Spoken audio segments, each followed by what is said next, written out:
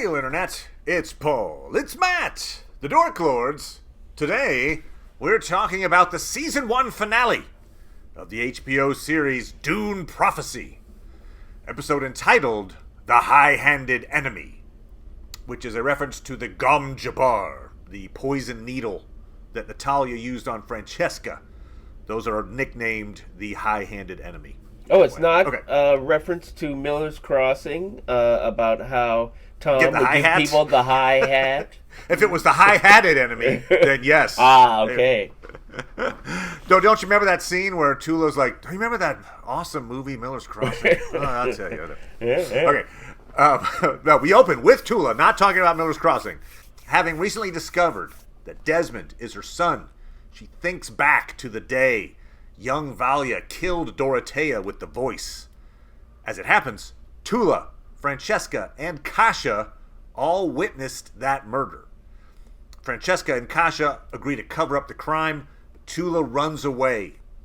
Valia follows, finds Tula throwing up. Valia says that she had no choice, which I feel like carries an implication that she'd have no choice to kill Tula as well if Tula doesn't agree to help her out. Really?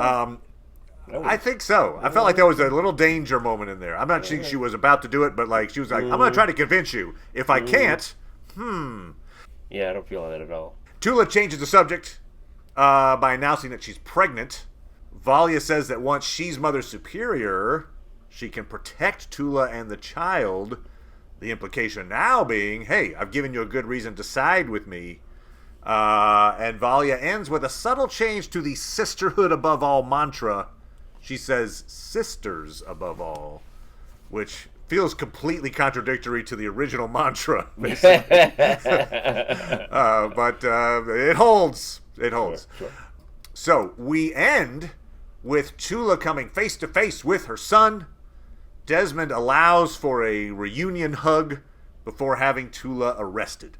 Valia, Inez, and Kieran arrive on Arrakis, where they seek to learn about the mysterious faction that turned Desmond into a weapon. Oh, I should note that shortly before the finale aired, HBO announced that there will be a season 2. You should. You should. All that said, Paul, Yes? what'd you think of the season 1 finale? Yeah, I enjoyed it. Even though I had things that disappointed me in the last episode, I still thought it was well made. And I was willing to give it rope to hang itself. And one of my concerns was addressed, which is even though the last episode gave it sort of the appearance of it's just a story of two sisters and a son and how they deal with the repercussions of the decisions they made. Yeah. We those little eyes that we saw throughout this season, it's not eyes. It's lights from a thinking machine. Yes. So Yes. I'm glad that they're trying to develop this antagonistic force. And so of course there's a number of possibilities there. So that's good. That's all interesting. There are, and I've got a theory on what that might be that would go back to your fears. Okay. But we'll cover that a little bit. Anyway, but also though, I like that it took big swings in this last episode. There were a number of things that you could have raised an eyebrow about. Actually, it's like when Valia was on the throne. And was like, I'm just going to tell you straight out what's going on. Well, it was great because she does say ahead of that, hey, I'm going to go get arrested. So she's trying to get arrested. So I feel like she probably sat on the throne going, well, this will do it. And he comes up and he's like, oh, I need you. He's like, damn it. Okay, fine. You're a terrible person. You're weak. This all was planned for you. Francesca doesn't love you. How many things do I have to say before you arrest me? Your shoes are untied. There were a number of times in which she really did seem to sacrifice herself. There was that. And even though she planned to take her out, and it's like when she was okay, fine, I'm gonna have to have a battle with Desmond, yeah. I think she wasn't necessarily sure that she would be victorious. That's true. Like this whole, like I've seen this thing apparently kills all of the people that it comes in contact with. I'm willing to take this test. Yeah. And the implication being she probably would have died had it not been for Tula's timely arrival. Yeah. It's a good thing. That scientist is like, I'll do it. I'm trained. Oh God, I know. I actually had this written down. So when Chula volunteers to test the virus, look, Yep. I think we should test this virus. And then Nazir, that's her name, Yeah. says, "No, let me. I'm uniquely qualified." I was like, "Oh no, goodbye." Hi, bit part character volunteering for dangerous mission instead of main character. Like, put the red shirt on. Yeah, it's like, like, wow. Well, you couldn't have said worse things if you're trying to stay alive in a show. You're like, woo! Yeah. Good luck. Good luck to you, Nazir. Good on you. Yeah, they must have had a production meeting where they were like, make sure that these characters aren't in red. Like, all of the followers, like, there was like, choose. It's like, oh, man. Only one had the sense to be like, I choose you're the one. Yeah, now that is, how is that's Sister Avila. How is she still alive? So, okay, she was a follower of Dorothea back in the day. She watched her fellow sisters all choose to kill themselves rather than submit. Yeah. Then she submits to save her life, okay, as you do. Yeah. She lied for decades about what happened to her, one would think, closest friends. Sure, yeah. Now Dorothea's back. Yeah. Dorothea reveals the secret of the bodies at the bottom of the well. And somehow Avila's right there with the mourners like, oh, it's a shame. Oh, it's terrible. I'm like, I would think Dorothea might not look too kindly on Sister Avila. Like, oh, yeah, interesting that you're still here. Huh. I wonder how that happened. I'm thinking of Avon's line from Blake 7. No one can accuse her of being doctrinaire. That's right. It's like, which way is the wind blowing? Well, yeah, I'll go this way. Yes. I assume it's a season 2 plot thing where she's the one surviving member of Dorothea's cadre. You mean for her to decide what she's really about? Is that what you mean, or just maybe so. her Choose final sides. end? Yeah, and I think she may have to suffer like some big end to the redemption moment for her convictions or something. So what we learn then is the AI virus was implanted into the nerve endings of Desmond's eye. He somehow survived the worm. There's some idea that like maybe his lineage, his parentage helped him survive, or anyway, somehow he survived. And then he was brought back to life, or resuscitated in some way, and then this AI droid surgery bot basically implanted the virus into like the nerve endings of his eye. Here, it was really grotesque, but what made it even more grotesque is the fact that he's watching it. Yes. His other eye is watching his eye be pulled out in a stalk formation. Like do they have anesthetic? Do they like woo? That is some woo. That you don't think you forget about that. I think you're like, well, I'm gonna carry that moment with me for freaking ever. You really repress it. So he's conscious the whole time that they're doing that just terrible operation on his eye. He's flexible. I'll say that. They pulled the eye out pretty far. It was almost like a comical, Tom and Jerry, like a whoop.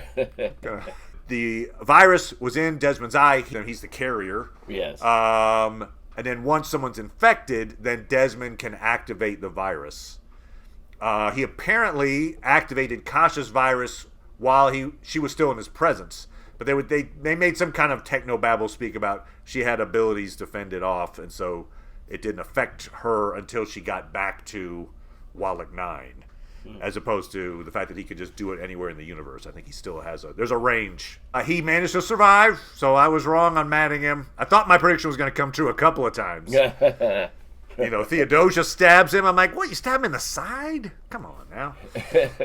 Yeah, that was, it's like, that's a little too lucky. It's just too damn lucky. The fucking worm didn't kill him, and Right. then he's like wise enough to like, oh, let me get my force field. Like all the other people didn't have fucking force fields. No, like he didn't. Yeah, he's living a charmed life yeah, for sure. he really is. It's like a little too easy, If he's she got had tried plot to, armor. she had tried to stab him, and then he blocked it, or it's Oh, only sure. went a little bit. I would have felt a little better about the fact that he's just doing fine. But then he almost dies from the strain of infecting Valia. Oh, but he doesn't. It weakens him. No. But he doesn't. Nope. He does not Nope. die. Nope. Even in the moment when, Tula's confronting him, I mean, she's not going to kill him because Of course he's not. her son. But, Yes. he was at her mercy, essentially. He was vulnerable. But he lives to well, fight another day. To what? What could she have done? Well, I don't know. The only thing we've Valia seen her do was is there, do too. the voice, which, he's already demonstrated doesn't work on him. That's true. It doesn't work. Yeah, so he survives. He will be a season 2 character, which, I guess as much as I think him dying might have been appropriate for the story, he's an interesting character. So, all right, let's bring him back. Season 2, let's see what he's got. We got the backstory, too, to the fact that Tula, pretended, I got the stillborn child, and oops, look, Desmond died. And so there's a big lie to Valia, which you could see it affects Valia big time. She's like, wait, what? That you told me he was dead. So there's a betrayal moment there between the sisters. Right, and to me that's why I feel like the whole I'm threatening you, my sister, I don't buy that. Because one thing she declares there is we're both wolves. So she was committed to the path that she was taking with Okay. Valia. I hear you. So it's like this threatening thing, and it's like I think all along she was devoted to Tula, and so it's like, and when she had difficulty with her family after the death of her brother, she kind of was estranged. She had to leave the house, and but Tula is always there for her. So you feel like there was no choice. There was no moment where Tula was gonna be like, you know what, I can't go with you on this. I just saw you kill like the potential Mother Superior. I gotta talk about this. You don't think you feel like there was never going to be a moment where she would turn on her sister? In that I don't way? think so. I mean, I think she thinks they're bad, but I think she's sort of like, this is what we need to do. Now, interesting, there was a little bit of, it was almost like a throwaway line, and I'm probably reading way too much into it, but it's in that flashback when they're talking about, hey, let's switch the kids. Francesca says that this itinerant laborer, whose stillborn child is the one that they switched with newborn Desmond. Yes. She says, gave birth this morning to a stillborn as expected. Okay. Now, if it wasn't a Bene Gesserit, I just assume, there were complications with the pregnancy. She lost the child. But Francesca saying, as expected, suggests to me that maybe they secretly arranged with the midwife for the child to be stillborn so they could have a Desmond prop. I don't know. Maybe. I guess maybe, but I mean, as expected, not like as we decided or as we planned, or, I think they were thinking, okay, this person's going to have difficulties. So then Desmond gets whisked away by this itinerant laborer who's now itinerant, so is moving around the galaxy. Yes. Kieran and Inez, escape together. Yes. They are now together on Arrakis, so I assume they're going to be continuing their relationship. Right. We did not see Constantine or her half brother at all this episode. No, we didn't. But we know his fleet is assigned to Arrakis. So I'm going to guess season 2, he's probably at least part of the reason that maybe their whereabouts get found out. Okay. I would get, right? Maybe. Haviko, our emperor, ends up committing suicide. Yes. Taking control of his life in the moment. Like I almost feel like Valia made him so depressed that he. She was like, not Valia alone. Yeah. He is driven to suicidal depression and kills himself. And then the little twist of, Natalia takes her moment and kills the mistress. Yeah. With with the Gom Jabbar with the poison needle. Sure. So now Natalia, with the backing from Desmond, is gonna I assume take over the Imperium, at least in the short term. And they have Tula now imprisoned, and then on the Bene Gesserit side, now that Dorothea's shown that Valya's side of things was terrible. Look at all these sisters she killed. Yeah. And then they go down to the basement. They destroy the AI. Yeah. So I feel like the Bene Gesserit are on a more, the religious zealot boo AI direction. Yeah. For the foreseeable future. I don't know. How do you see that? If there's some kind of season 2 developments with the Bene Gesserit? Yeah, it makes me think about who's gonna be standing once it's all finished, and I think Valya is not going to be the one who's standing. It's possible that it's Tula who could decide to not be as extreme as Valya, but it's just possible that Lila is just standing there to take over and go forward. I don't know. Agreed. Or I guess it could be Jen. I don't feel like we know enough about Jen. Why she doesn't. That's true. Because there was a lot of time spent on Jen in the season, which suggesting she's got some larger part to play in all this going forward. Yeah,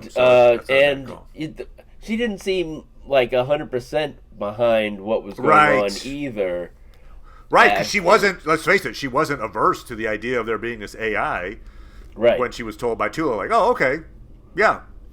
Whereas if she'd been of the zealot mind, like she'd been Emmeline or whatever, she'd be like, what the? Oh my God, no, this is terrible. So she's not 100% on board with that idea. She's probably just going to be like, oh, I'll play along because that's the way we're going now. So yeah, good point. She might be some kind of a point of a schism or something. Yeah, I'm more interested in where she's going to go, less than the sister who caved so many years ago. Yeah. Oh, right. Okay. Sister Avila or Avila, whatever. Yeah. So one of the other big questions then going into season 2 is, one of the things when Valya succeeds in surviving her fear, her biggest fear was the fact that she had doomed her family, right? So in her dream, she goes and rescues Griffin again, and then he tells her it's your fault. You killed us all, which, yes. But she believes it's not her. She manages to conquer that completely misguided fear that she doomed her family. Yeah, okay.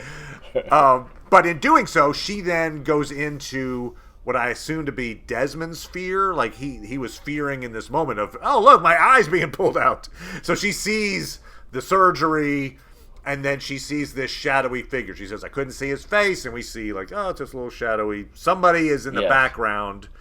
And so, who that's this. She was like, somebody else is in the mix. Somebody's pulling the strings. That's this person that they're alluding to is going to be this season 2 thing. Sure. So who is the shadowy figure? Yeah. I've seen some theories that it might be from the book related. The character Erasmus from the books. Erasmus is like a rogue robot who's separated from his AI counterparts, and he has a fairly large part to play in some of those early times. It's a good guess. Though I'm kind of leaning it towards it being a character created by the show. Somebody that would be more attached to the story. I think they could get away with introducing him in the second season. If it's a robot, I need to be convinced that is. Right. Although, I guess he's an important character in the book, so I need to see and believe him as a character, a robot. Now, this is where I get to the we're making the universe small thing that you were fearing. I have a potential theory. I'm not saying this is what it's going to be, but I'm like, this is a potentiality. Go ahead. And it's not terrible on its face, but then you're like, oh, I don't know. Okay, so I'm kind of saying I hope it's not this character. But we're told that this unseen threat somehow realized Desmond's potential. That was the thing. They're like, oh, they also, like us, they realized Desmond's potential. Yes. So thus, this unseen force knew about his lineage, potentially his backstory. Okay. And we now have Kieran arriving on Arrakis, where I assume he's going to spend a bunch of season 2. Yeah. So I can think of one character from this season Yes. who could reasonably piece together Desmond's past and would think to use him for revenge against the Bene Gesserit. It's a character we saw. We saw him learning about poisons from Tula. It's a character who would be foreshadowing the Atreides family on Arrakis. It would be Kieran's father, Albert Atreides. He's the one member of the family that Tula let escape back in the day, right? She kills all the Atreides. She lets the one kid go. But she'd spent the day before, like, showing him, oh, here's how you butcher a critter. And, oh, watch out for these poison glands. And blah, blah, blah, blah. She was like, he had a little teaching moment with Tula, so we got to know her a bit. Okay. He would be Desmond's uncle, essentially, I assume. So I feel like maybe, even though it would make this universe small, it's a reasonable guess to think you might have Albert doing some kind of grand revenge on the Harkonnen, kind of, by way of the Bene Gesserit. I so don't want that. Yeah, right, exactly. Well, and you think it would lead then to another one of like a "I am your father" moment, which, again, we've had it. It was great the first time it happened. Empire Strikes Back. Since then, it's a little okay. It feels a little hack. So hopefully they don't go that route. But I'm saying they introduce this guy. He got away. He gets name dropped a little, like Kieran's like, oh, my dad, he told me about how blah, blah, blah. And he even mentioned in this episode something about, oh, there are monsters. There's a legend of a monster that killed the whole family, blah, blah, blah. Anyway, so just saying, Albert is maybe out there, and it could be a Revengeroo, Atreides, Harkonnen revenge thing. Okay. Right. It's a little too soap opera-y if they go that route. I like the idea of there being some kind of an AI connected remnant of that war that is still in play somehow. I don't know. I mean, one thing that we've only seen a few members of, I forget the name of the group, but they're definitely ones who try to. They're about technology and things like that. I would have no problem if it was a group like that, and then we can get a sense of that group. That'd be great. That would further expand the world building, and so that's what I would prefer. Cool. No, I agree with you on that. I'm just throwing that out there because it does sound like they've kind of laid a few crumbs for that to be their storyline, and I'm like, let's we're not gonna just assume and then blame them for a thing they haven't done yet. But I'm throwing it out there. So out there in internet land, if you got some ideas on who the shadowy figure is, let us know in the comments. I'd be happy to hear that. Such is the end of season 1 of Dune Prophecy. Yeah. Good sir. Yeah. So if you've got some shows out there that you would like us to cover, feel free to put those in the comments as well. We will definitely be covering Severance starting in mid-January. So we're excited about that. Severance season 2. Season 1 was just bizarre and fantastic. So looking forward to that. Thank you as always, Paul. Appreciate it, good sir. You're welcome. Happy holidays to everybody.